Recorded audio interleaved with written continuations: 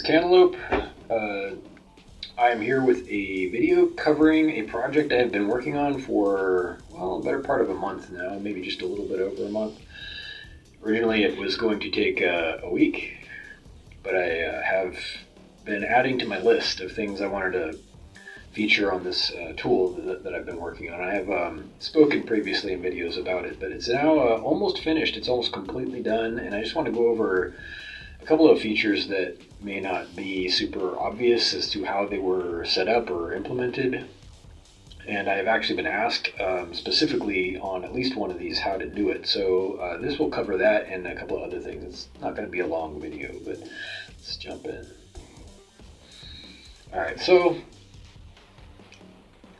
quick overview of some of the highlights of this tool. It's an asset hosting or management tool. You can create collections of assets. That's videos, pictures, music, that kind of thing.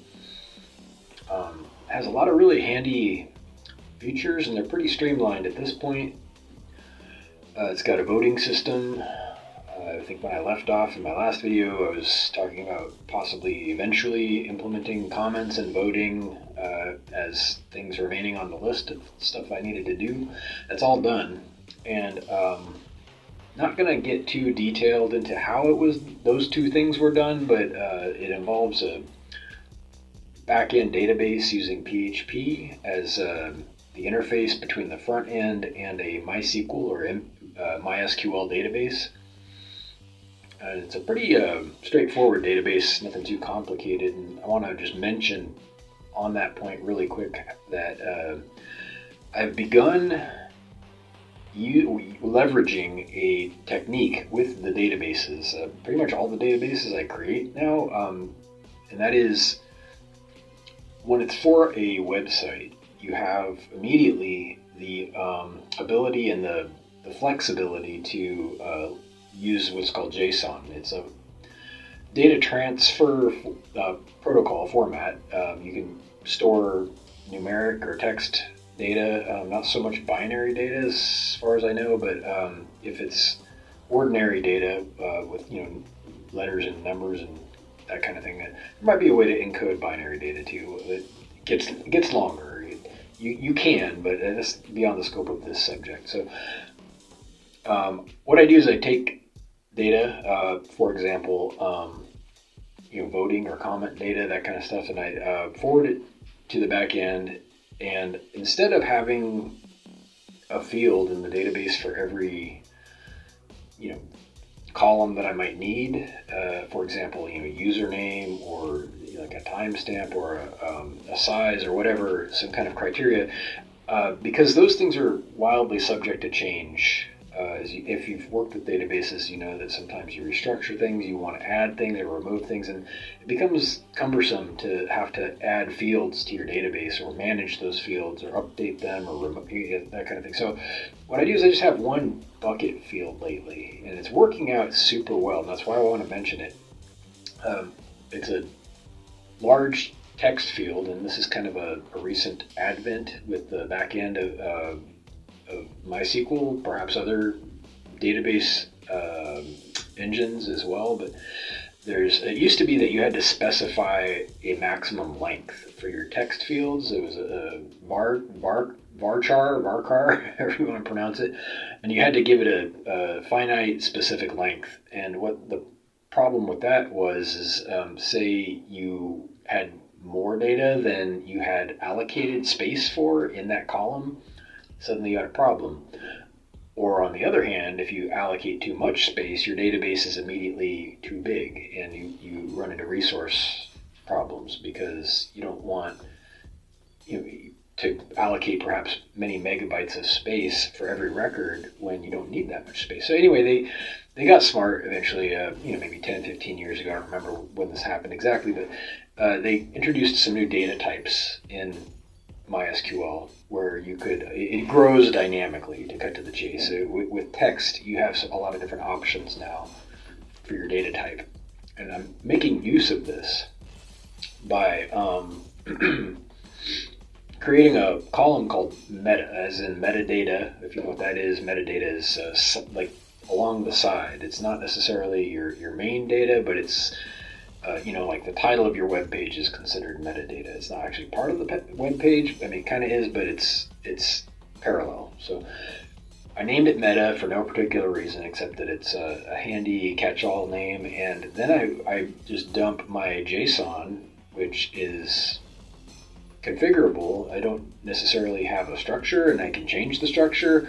And that's the whole point, is I can change how many columns or whatever columns are in a table without actually messing with the table at this point. So it's got the catch-all database, or the catch-all column that I plug my data into, and then I sort it out either on the back end or the front end. I still have that freedom, but I don't have to make any more changes to the database after that. So that's really handy because it can become a problem. Anyway, it's more time than I want to spend on that particular point, but some of the other features I have here are the upload progress bars, which you see on the screen right now.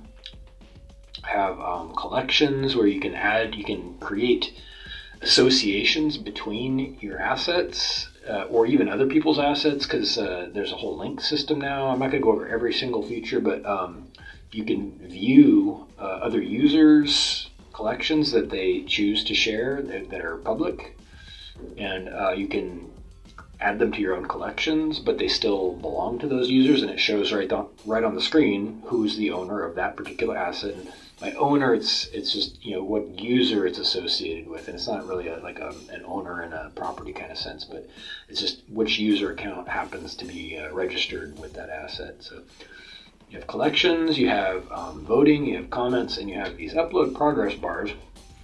And something interesting here is I had a user or person on CodePen ask me, because I use that for prototyping sometimes, animations and that kind of thing. This upload animation with the little double helix as it goes from 0 to 100%, I prototyped on CodePen, and somebody posted a comment asking how to use it for a progress bar. I mean, it's one thing to see the animation, but there's obviously a question of how to actually make it work on a project. So what I did in this case, in a nutshell, is I created a link, and the link is the main thing between the canvas animation, which expects an input. The input is numeric, obviously, from 0 to 100.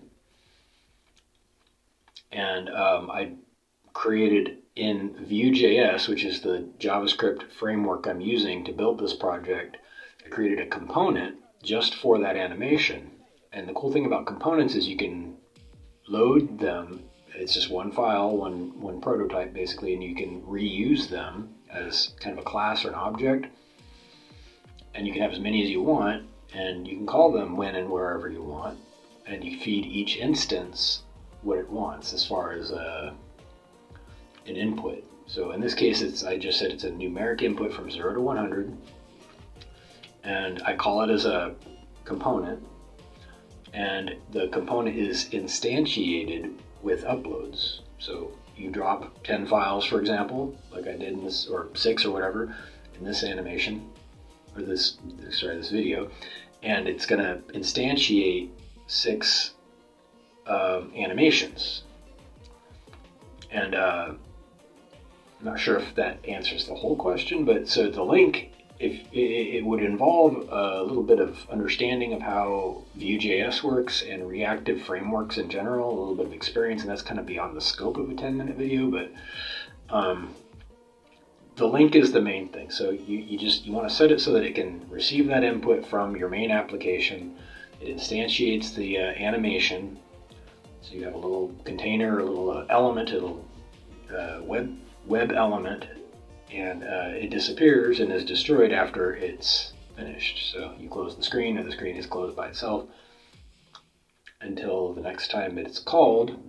That's it. So hopefully that answers the question. You can reach out to me via email with that or any other questions, and let me know how it goes if you use any of this technology.